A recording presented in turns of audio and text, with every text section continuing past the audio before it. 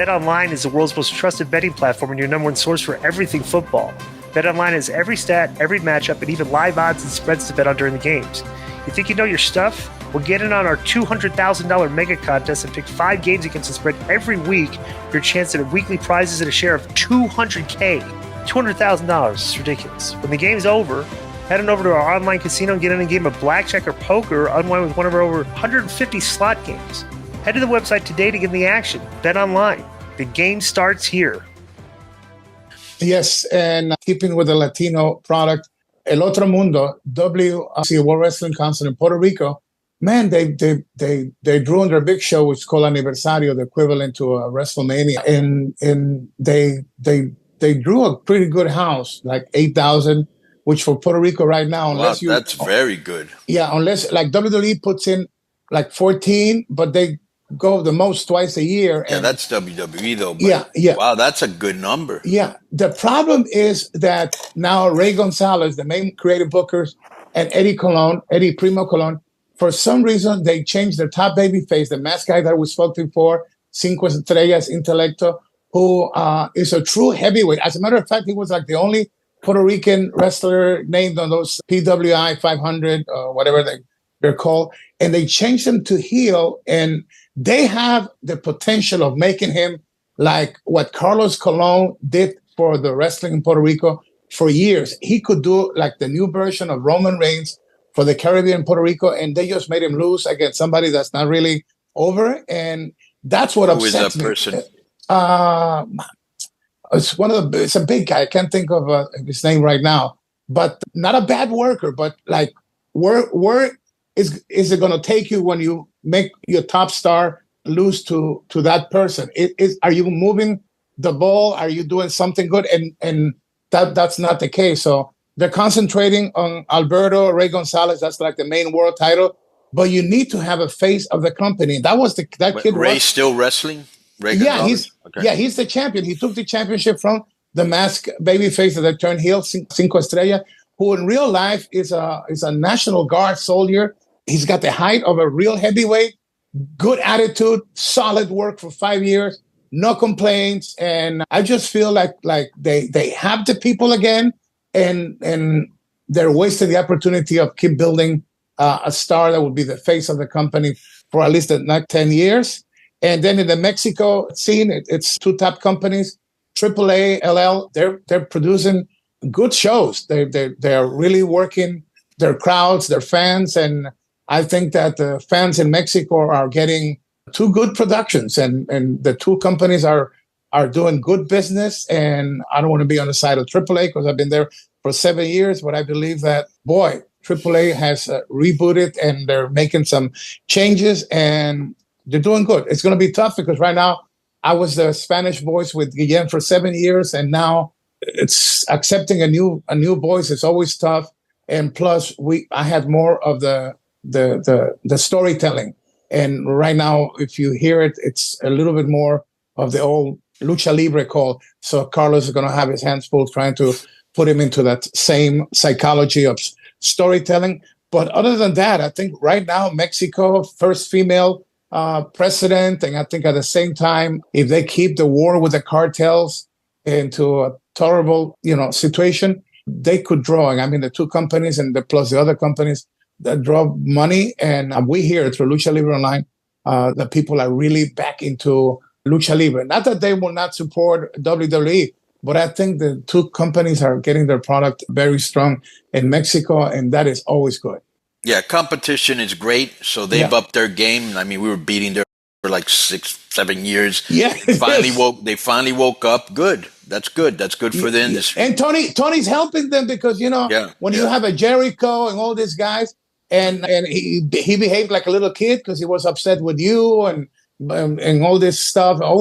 Tony is like that rich guy that plays baseball, the little kid, and when he doesn't score the home run, he takes the bats and the balls and the gloves home. And Hugo, that's what I thought of when I hear about contracts being extended and all that. It sounds like a kid, and you go over his house to play with the toys, and he's like, "No, you watch me play with them, but you can't." Or they play. No. But there's no player too. You just watch. It's like a team that loses 7 games in a row, and then they win 1 game, and they start twerking in the face of the other team.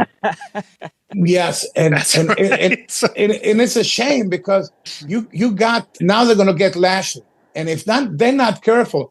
Even with a guy that's like the African version of the African American version of Paul Heyman, I think MVP is so good with the mic that when he is put together with a Lashley, a Shelton Benjamin, and perhaps Swerve there in that group, man, if Tony just gets out of the creative part with them, that faction, just that faction, it's going to draw you people that were upset that Vince, Triple H killed that group.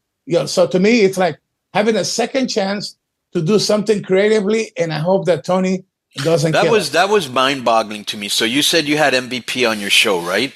Excuse me? You said you had we did. You talked to MVP, right? Because you said he said hi. Yes. Okay. Did you ever find out what he thought was the reason they were let go or they were broken up? Because they were money. Yeah, shocked. All of them were shocked when that happened. Because he wrote on his own media, but you know him. He gets over it. It was like you're not gonna, whatever comes out of his heart. It's not going to be spiteful or with poison. It's going to be just... No, not spiteful or poison, but does he know why a group that was so successful by all metrics was just broken up? Yeah. And let go. Yeah, I don't think that right now, even right now as we speak, I don't know if he's going to make a statement about that, but I don't think there was a logic or there was just a reason. But you know that we're still here today, and we have reported in Lucha Libre Online, and we have a good relationship with Triple H. He lets we're sending our reporter to Bad Blood, and in Europe, the Twitter guys good. We have a good relationship, but business-wise, you're still here today, even with Triple H and The Rock and all this stuff. You still hear that talents were told to stay home because the creative team didn't have anything for them. I mean, you still hear that.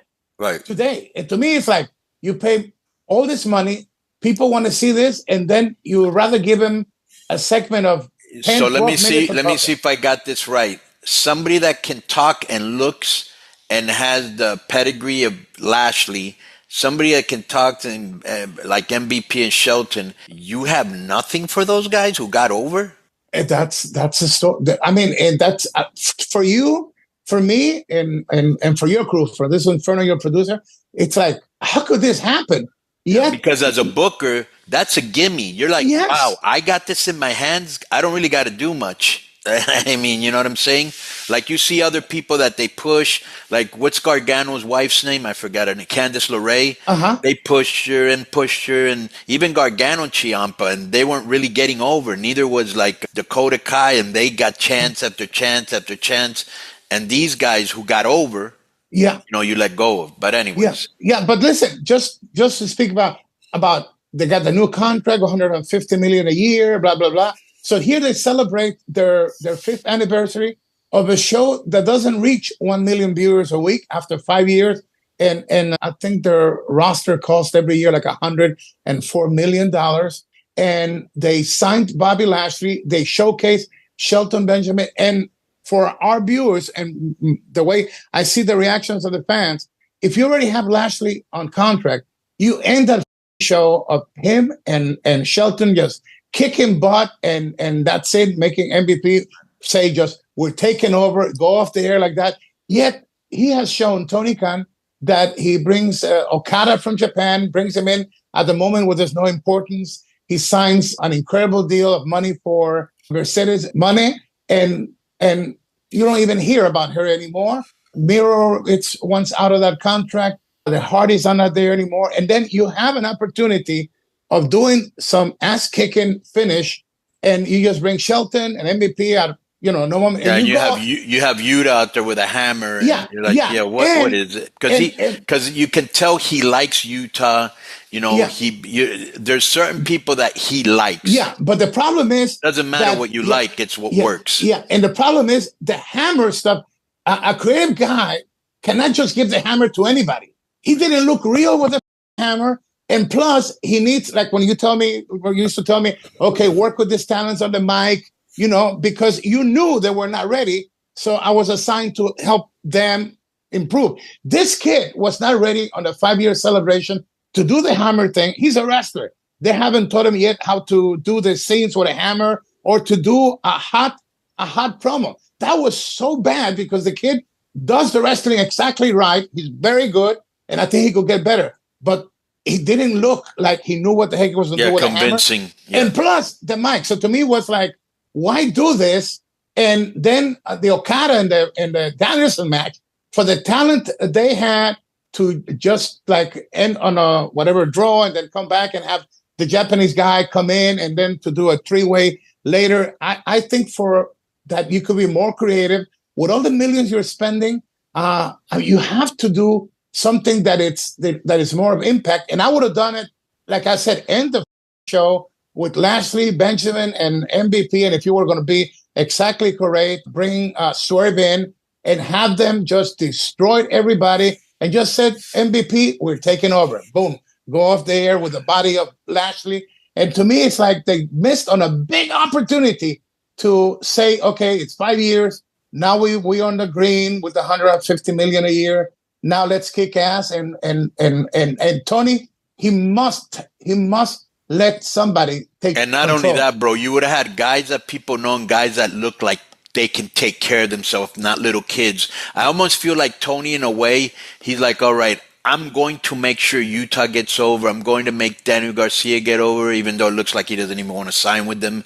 You know, I'm going to make sure that, all these guys that he picked, Darby, even though Darby has gotten over, he's my favorite character. Yeah, I like it. Yeah. I like it. But I'm going to make sure Darby, Hook, all these young cats get over because I discovered them. But, bro, you got to also know when they're not ready. Yeah, and also, what's the use of trying to get these young guys over when you don't have somebody that knows what the heck they're doing, working with these talents and getting them better, getting them ready for their moment? And also, 5 years, you haven't reached 1 million viewers? Come on. Something it's wrong with that. Yep. Yo, what's up?